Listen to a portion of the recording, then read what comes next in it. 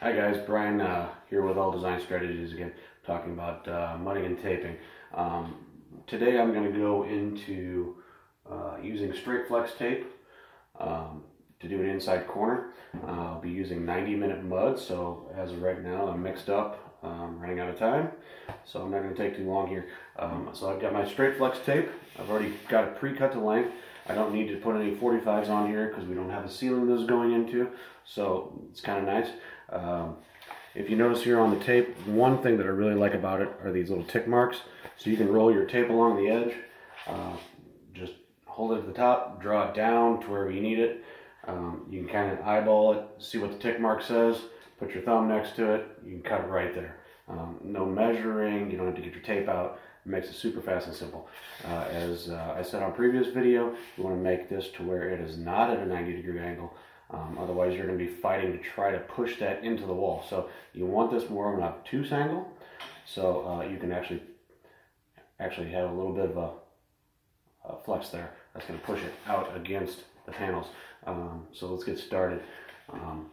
I have my mud mixed up like I said. I have my bucket scoop. Going to make getting that mud out real easy for me.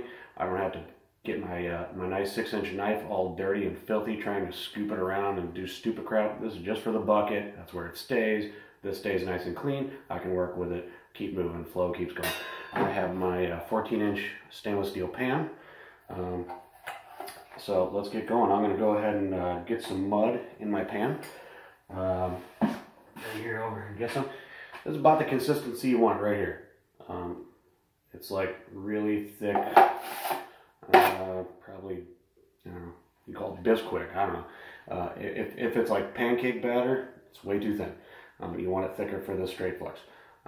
We're not bedding tape out of a banjo. So, you know, we want it a little bit thinner than what you're going to get out of a bucket, which you should already be thinning out because you're working way too hard if you're not. Let's go ahead and do this. I got mud in my pan.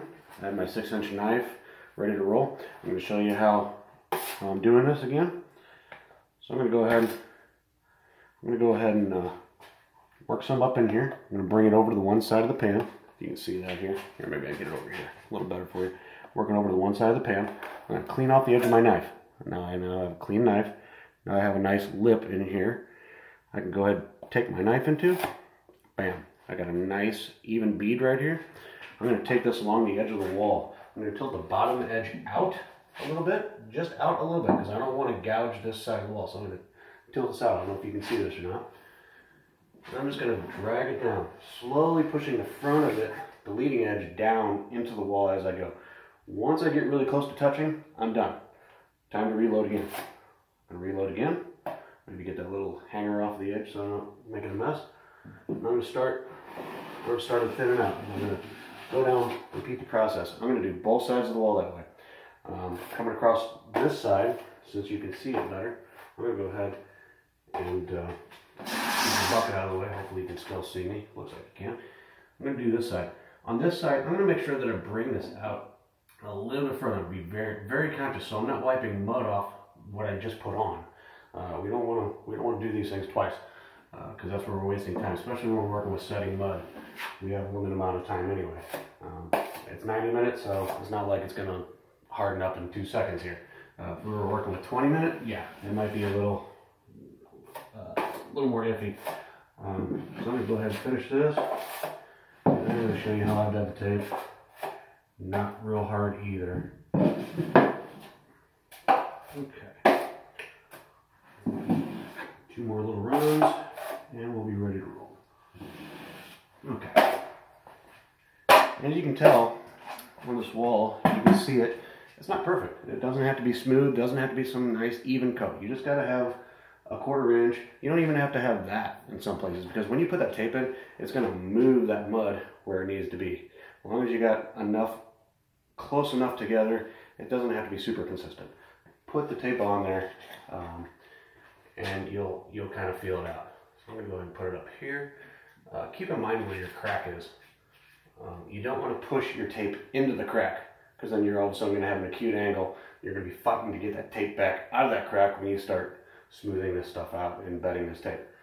So let's go ahead and we're going to just push up against the hard spot of the wall. I'm not pushing it all the way in real hard. I'm just kind of helping it set, because I want to kind of keep it straight as I start to bed this tape. So now this will walk down the wall. So go ahead and push it back up where you need to if you have to, or down. And I'm kind of putting my hand on here just to kind of hold it in place until I get enough of this bedded so it can hold itself. Now I'm applying a real slight amount of pressure to this side at the same time because I want to kind of push that in. Keep an eye on it. If you see it start to wrinkle, you're pushing too hard or you're going the wrong direction.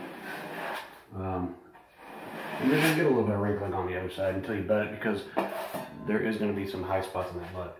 So don't freak out. The nice thing about this tape is you can't overwork it. You're not going to blister it. It's hard to hurt.